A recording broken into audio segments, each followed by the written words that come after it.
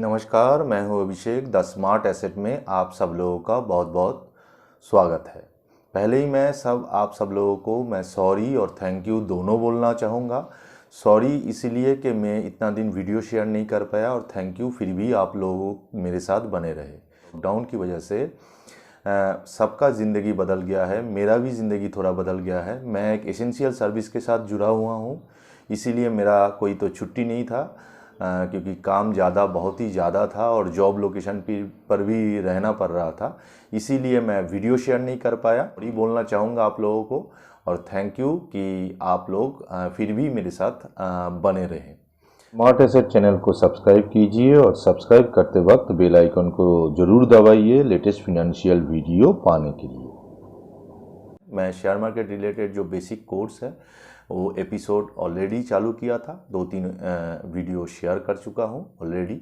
आप अभी तक नहीं देखे तो आप वीडियो को ज़रूर देखिएगा। डिस्क्रिप्शन बॉक्स में लिंक आपको मिल जाएगा। और वीडियो के बारे में अगर कोई भी कमेंट है या सजेशन है, आप कमेंट बॉक्स में ज़रूर लिखिए। वीडियो को अच्छा लगा तो लाइक कीजिए, क्योंकि आपका एक लाइक हमको बहुत ही इंस्पिरेशन देता है नेक्स्ट वीडियो बनाने के लिए। तो चलिए आज कुछ शेयर मार्केट के टर्म्स जानेंगे जो जानना बहुत ज़रूरी है। न्यूज़पेपर में और टीवी चैनल में हम लोग ये टर्म्स डेली देखते रहते हैं, ज़्यादातर लोगों को समझ में नहीं आता ये टर्म्स को। पहली हम बात कर लेते हैं कि रेगुलेटर के बारे में। रेगुलेटरी अथॉरिटी जो है वो किसी भी एक ऑर्गेनाइजेशन को रेगुलेट करते हैं, उसको कंट्रोल करते हैं, और उसमें फेयर ट्रांजैक्शन हो, किसी भी किस्म का कोई फ्रॉड ना हो, ये सिक्योर करते हैं। तो इसीलिए शेयर मार्केट एनएससी और बीएससी एंड म्यूचुअल फंड में जो रेगुलेटर है वो है SEBI, SEBI, security exchange board of India.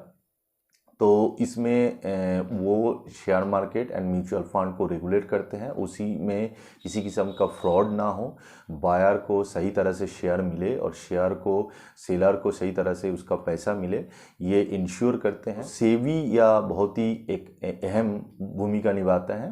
तो इसीलिए अभी शेयर मार्केट में सेबी के आने के पहले जो फ्रॉड होता था बहुत ही कम हो गया है, और सारे इलेक्ट्रॉनिक फॉर्म्स के होने के वजह से फेयर एक ट्रांजैक्शन होता है, और टाइमली आपका जो ट्रांजैक्शन है उसको सेटअप भी हो जाता है। बैंक के लिए RBI, reserve bank of India, insurance sector को रेगुलेट करते हैं IRDA। तो ऐसे ही रेगुलेटरी है सारे डिफरेंट सेक्टर को रेगुलेट करने के लिए। तो ये है रेगुलेटर के काम। दूसरा नंबर पे हम आते हैं मार्केट पार्टिसिपेंट। मार्केट पार्टिसिपेंट बहुत टाइप का होता है। उसमें से जैसे हम और आप जैसे इन्वेस्टर है उसको रिटेल इन्वेस्टर कहते हैं, जो सिंगल कोई भी शेयर मार्केट में बाई परचेस करते हैं या म्यूचुअल फंड में बाई परचेस करते हैं, उसको रिटेल इन्वेस्टर कहते हैं। और एक होता है DII, और एक होता है तीसरा होता है FII। DII मतलब डोमेस्टिक इंस्टीट्यूशनल इन्वेस्टर। डोमेस्टिक मतलब इंडिया के अंदर जितना भी बड़ा बड़ा इंस्टीट्यूशन है, कोई भी बैंक हो सकता है, कोई भी फिनेंशियल इंस्टीट्यूट हो सकता है, कोई इंश्योरेंस कंपनी हो सकता है, कोई भी आपका हेज फंड हाउस हो सकता है। तो इसको बोलते हैं DII, मतलब डोमेस्टिक इंस्टीट्यूशनल इन्वेस्टर। ये DII शेयर मार्केट में इन्वेस्ट करते हैं और उसी से उसका एक इनकम जनरेट करते हैं। तो जैसे हम लोगों का एक बहुत बड़ा DII है LIC, life insurance corporation of India. ये शेयर मार्केट में इन्वेस्ट करते हैं। ये बल्क अमाउंट में शेयर खरीदते हैं और बेचते हैं, तो इसके ऊपर शेयर मार्केट का उठाव चढ़ाव बहुत ही निर्भर करता है। और FII ये है कि फॉरेन इंस्टीट्यूशनल इन्वेस्टर, सेम ही है। जो फॉरेन में कोई भी इंश्योरेंस कंपनी है या बैंक है या कोई भी फंड हाउस है जो इन्वेस्ट करते हैं, उसको FII करते हैं। तो इसीलिए आप लोग देखे होंगे कि न्यूज़पेपर या टीवी चैनल में कि FII DII में शेयर सोल्ड कर दिया या बाई कर लिया, तो इसी के ऊपर बहुत ही शेयर मार्केट का अप एंड डाउन निर्भर करता है। इसीलिए ये सब जानना बहुत ही ज़रूरी होता है। तीसरा मैं आऊँगा जो ज़्यादातर लोगों को पता नहीं है, credit rating agency. Credit rating agency का काम है किसी भी एक इंस्टीट्यूशन या कंपनी को क्रेडिट रेटिंग करना। मतलब वो मार्केट से कंपनी अपना काम चलाने के लिए मार्केट से उधार लेता है, वो उधार वो टाइमली वो देता है कि नहीं देता है, और उसके लिए जो ब्याज देना होता है, इंटरेस्ट देना होता है, वो भी वो टाइमली सही टाइम पे देते हैं कि नहीं देते हैं, उसका एसेट कितना है, उसके अगेंस्ट में उसका लायबिलिटी कितना है, मार्केट में डेब्ट कितना है उसका, ये सारा कुछ एनालिसिस करके वो रेटिंग देते हैं। जो ये रेटिंग देते हैं उसको बोलते हैं क्रेडिट रेटिंग एजेंसी। इंडिया में बहुत सारा क्रेडिट रेटिंग एजेंसी है, लेकिन उसमें सबसे पॉपुलर और सबसे फेमस क्रेडिट रेटिंग एजेंसी है CARE, CARE, ICRA, ICRA, और है एक क्रिसिल। ये तीनों सबसे बड़ा क्रेडिट रेटिंग एजेंसी है जो किसी कंपनी को रेटिंग देते हैं। वो रेटिंग इसी टाइप का देखे होंगे कि देते हैं कि AAA+, AA+, AA मतलब AAA+ है सबसे अच्छा रेटिंग। मतलब इसी कंपनी में आप इन्वेस्ट कर सकते हैं। इसी कंपनी आपसे अगर पैसा लेता है, टाइमली वो आपको पेमेंट कर देता है, टाइमली आपका इंटरेस्ट आपको दे देता है, और इसका एसेट लायबिलिटी जो रेशियो है वो भी ठीक ठाक है। मार्केट में ज़्यादा इसका डेप्ट नहीं है, और ये सही तरह के अपना ऑर्गेनाइजेशन को चलाते हैं।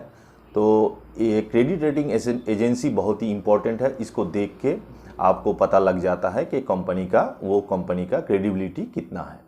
तो दो और एजेंसी है, एक है NSCCL और दूसरा है ICCL। ये है क्लियरिंग एजेंसी। मतलब आप अगर किसी से बाई करते हैं शेयर और किसी ने अगर सेल कर दिया, ये जो बाई और सेल ट्रांजेक्शन होता है उसका जो शेयर का जो क्लियरिंग्स होता है, मतलब उसको अगर सही वक्त पे शेयर मिल जाए और आपको आपका पैसा सही वक्त में मिल जाए, ये जो सिक्योर करते हैं वो है क्लियरिंग एजेंसी। तो ये क्लियरिंग एजेंसी का काम होता है, जैसे बैंक में आपने सुना होगा कि चेक अगर दिए है तो अगले दिन गए तो बोला कि चेक क्लियरिंग नहीं हुआ, तो क्लियरिंग वो भी उधर भी एक क्लियरिंग एजेंसी है जो चेक को सही मायने में जो पार्टी से क्लियर करके आपका अकाउंट में क्रेडिट करते हैं।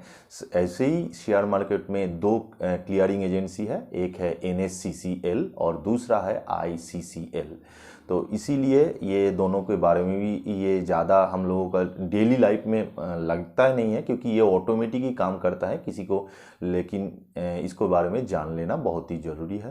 तो आज का कुछ ये टर्म कुछ था, अगला वीडियो जल्दी मैं लाऊंगा। शेयर मार्केट में और कुछ जो टर्म्स हम लोग सुनते हैं या शेयर मार्केट में ट्रेड करते वक्त बहुत ही जानना जो ज़रूरी है, वो बहुत ही जल्दी लेकर आऊँगा। तब तक के लिए धन्यवाद, और घर में रहिए जितना हो सके, और सोशल डिस्टेंसिंग बना के रखिए, क्योंकि कोरोना या कोविड-19 अभी तक ख़त्म नहीं हुआ, वो चल रहा है। तो stay safe and always keep smiling.